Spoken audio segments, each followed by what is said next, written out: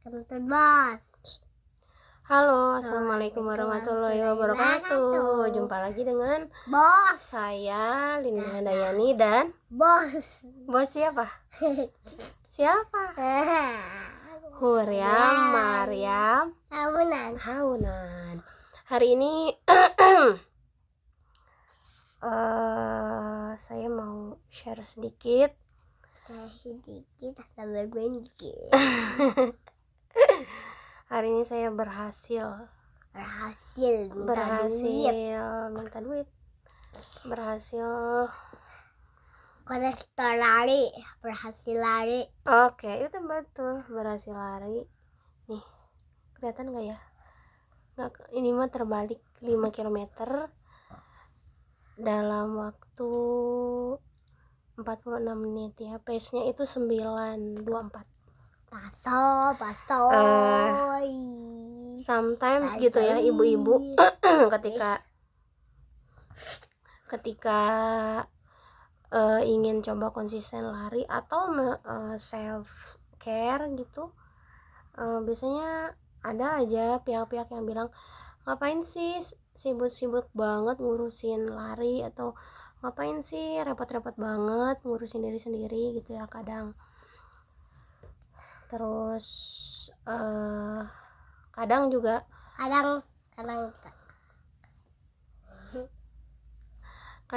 usaha kita dinilai oleh orang lain dengan negatif gitu, dan kebanyakan komentar-komentar negatif itu dan kebanyakan komentar-komentar negatif itu membuat seorang ibu menjadi menurun kepercayaan dirinya gitu ya. Jadi apa? Jadi ketika misalnya mulai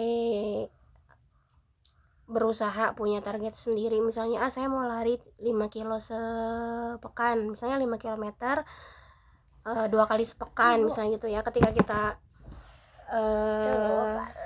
berusaha gitu untuk lari 5 km sepekan, sometimes ada yang bilang, udahlah 3 kilo aja gitu, jangan capek-capek kayak gitu.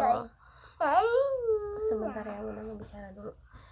Jangan capek-capek gitu, kayak udahlah jangan maksain gitu, buat apa gitu kan. Ada aja yang bilang gitu, padahal sebetulnya kita berhak punya target pribadi gitu.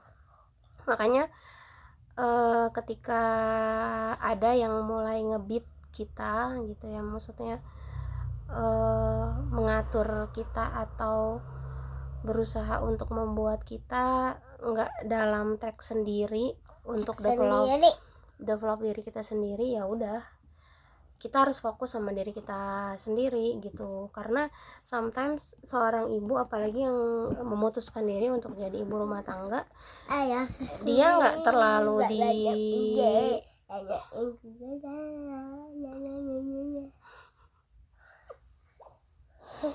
dia nggak terlalu di respect sama sekitarnya, karena banyak distraksi yang membuat dia tidak mampu memperlihatkan prestasinya gitu, capaian-capaiannya. Padahal sebenarnya siapapun dalam kondisi apapun bisa gitu memperlihatkan capaian-capaian dirinya kayak gitu. Jadi dalam segala distraksi yang terjadi sebagai seorang ibu, pertama memang fokus ke diri sendiri itu penting. Cepetan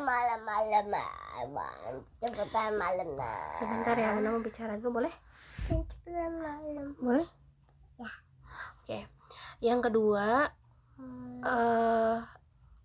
dalam kondisi itu mungkin distraksi yang mengecilkan diri kita, membuat kita nggak percaya diri gitu, biasanya bikin kita tidak terlalu menghargai diri sendiri ya. Akibatnya apa? Akibatnya berdampak ke penghargaan kita terhadap diri ketika merespons kebutuhan anak-anak terhadap diri kita. Misalnya ini pengalaman pribadi ya, ketika nih si kakak ini pengen tidur dengan saya ya, sedangkan saya harus menemani adiknya. Nah, Kenapa?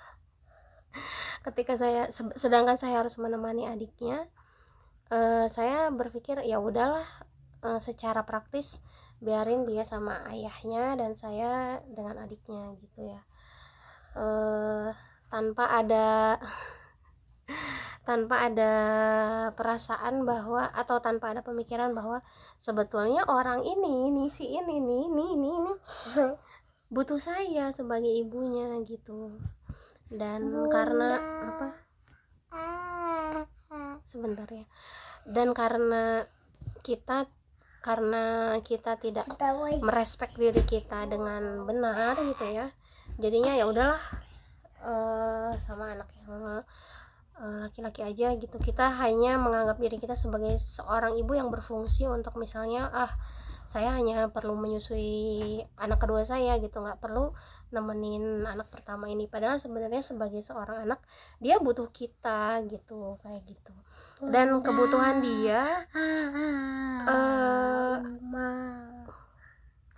dia terhadap diri kita